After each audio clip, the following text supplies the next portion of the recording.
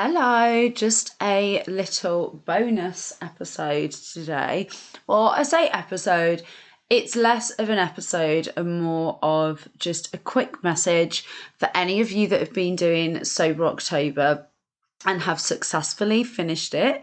Well done to you. It's not easy doing this stuff, especially in a society that is geared up for drinking alcohol, especially in British culture, where it's ingrained within us from a very, very young age to do any sort of stint, whether you normally drink daily or just at the weekends or on special occasions, to go for a month where you would probably normally have drank is a really big achievement, especially if you do drink more regularly and especially if you have kept up with your social commitments and social occasions during the last month.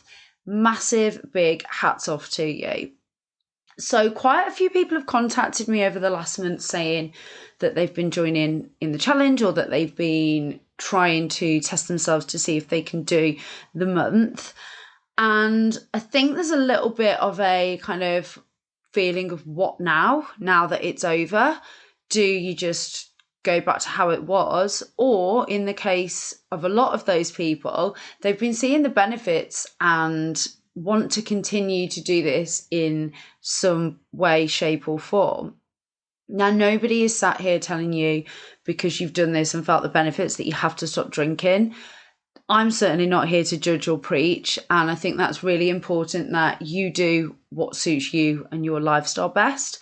I know for me that I've never said I'm going completely sober. I've never put that pressure on myself. At the moment, I enjoy not drinking. I enjoy the benefits, which for me are feeling fresh at the weekend and being more productive in the week, having better skin, better sleep, all the rest. However, it's never been something that I've wanted to put pressure on myself with. It's a case by case, weekend by weekend, week by week choice that I make. And that's the same for a lot of people. No one has to make a lifelong commitment to anything. I was vegetarian for 5 years, well, pescatarian. I've recently reintroduced chicken into my diet. Does that mean that those 5 years of not eating meat are a waste or a lie? Absolutely not. It just means that I changed my mind on something my body changed its mind on something that I'd made a decision about. So do what's right for you. I think if you do want to go a little bit longer, then normally the run up to Christmas in terms of like the weeks before December are a really good time to do it. I know that we tend to have a lot on around the month of December, which we would normally drink at. And it's completely up to you whether or not you try and go headfirst into not drinking during that season this year and really challenge yourself, or if you just say, let's do a longer stint of sobriety now. And at least then you've had a really good few weeks before that season kicks in and you do start consuming alcohol again. So just do what feels right for you. I think the biggest piece of advice that I can give, or the best thing that I've found that has worked for me, is finding like-minded individuals. That doesn't have to be your real life friendship group. That doesn't have to be people that you hang out with in real life all the time. I'm fortunate that I do have quite a supportive friendship group, albeit most of them do drink. But there's definitely online groups, Facebook groups. I'm in a recruiter WhatsApp group of people that don't drink and therefore make you feel like you're not the odd one out. So rely on those, find your tribe, find the people, reach out to me. And honestly, that has helped me beyond measure the last few months when I've been trying to give this a real go. There are episodes on top 10 tips on being sober, which was one of the first episodes that I did, which you can refer back to, which will really help. There's also an episode that I did on friends and family and trying to overcome the peer pressure around drinking. And that certainly, I think for a lot of people is something that they tend to find the most challenging, or the thing that stops them from doing this permanently, is other people's opinions. Now, I subscribe to the school of thinking that other people's opinions or other people's pressure isn't paying my bills. It's not thriving or fueling my productivity within my business on a day-to-day basis. And it's certainly not helping with my health. So if other people have got opinions about what you're doing, firstly, try and think about actually where they're coming from.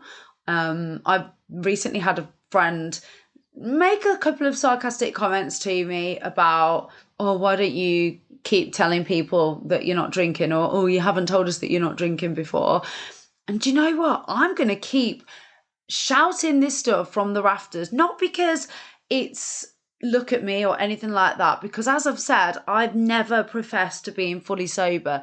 But if this helps just one or two people to feel like they're not alone, if it helps to spark the interest of just one person who's been thinking about it, then my job's done. And quite frankly, those comments, those sarcastic comments and the sly digs are a reflection of that person and come from a place of not being comfortable with their own relationship with alcohol.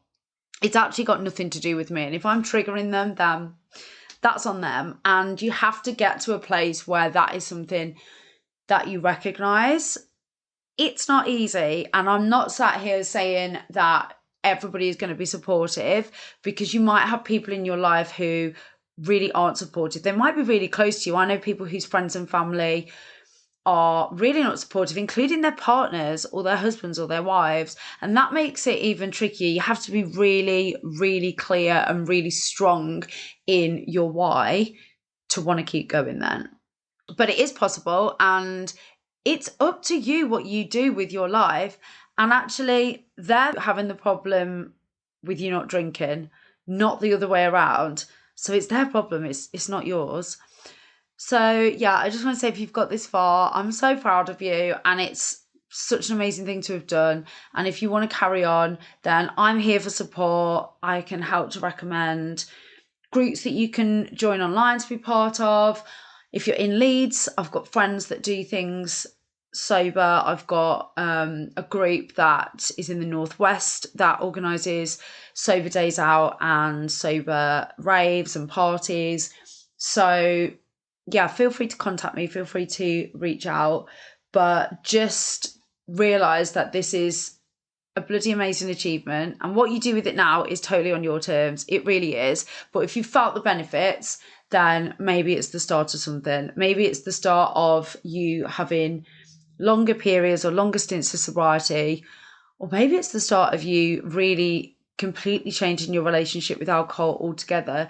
But whatever it is, to have got this far is freaking amazing. So well done, big pat on the back.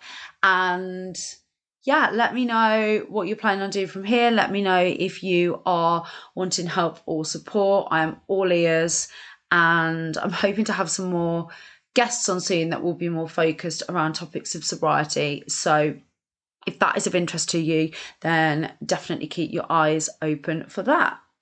But have a great week, and I will be coming back with my regular episode for you on Sunday. Thanks for listening. You can find us on Instagram at HelloSundayPod, or you can email us on hellosundaypod@outlook.com. Have a great week.